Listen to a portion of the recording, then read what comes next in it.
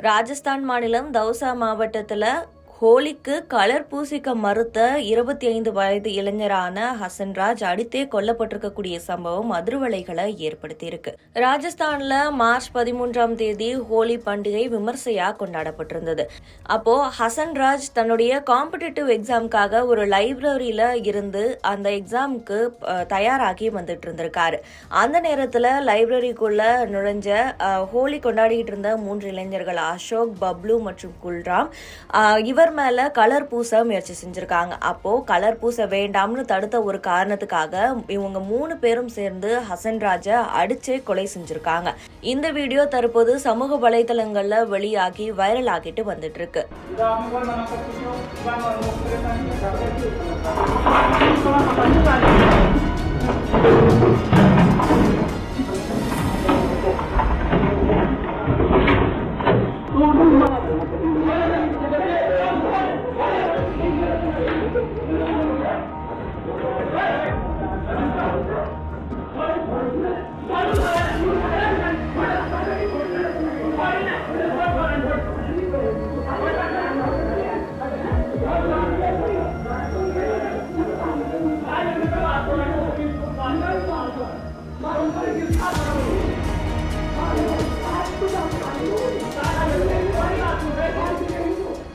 இந்த சம்பவத்தை தொடர்ந்து ஹன்ஸ்ராஜ் குடும்பத்தினர் மற்றும் ரல்வாஸ் கிராமத்தை சேர்ந்த பொதுமக்கள் போராட்டத்தில் ஈடுபட்டு வந்துகிட்டு இருக்காங்க. ஹன்ஸ்ராஜனுடைய கொலைக்கு நீதி கேட்டு ஹசன்ராஜனுடைய குடும்பத்தினருக்கு 50 லட்சம் ரூபாய் இழப்பீடு தர வேண்டும்னு சொல்லி இவங்க நெடுஞ்சாலையில போராட்டத்துல ஈடுபட்டு வந்திருக்காங்க. இதன் காரணமா அந்த நெடுஞ்சாலையில போக்குவரத்து நெரிசல் ஏற்பட்டிருக்கு. போராட்டம் தீவிரமடைஞ்சதை தொடர்ந்து போராட்டக்காரங்க கிட்ட போலீசார் தொடர்ந்து பேச்சுவார்த்தை நடத்தி அவங்களுக்கு இந்த குடும்பத்திற்கு இழப்பீடு வாங்கி தரது உறுதி செஞ்சதை அடுத்து இந்த போராட்டமானது கைவிடப்பட்டிருக்கு. வண்ணம் பூச மறுத்த ஒரே காரணத்துக்காக அந்த இளைஞர் அடித்து கொலை செய்யப்பட்டிருக்கக்கூடிய சம்பவம் பெரும் அதிர்வலைகளை ஏற்படுத்தி இருக்கு.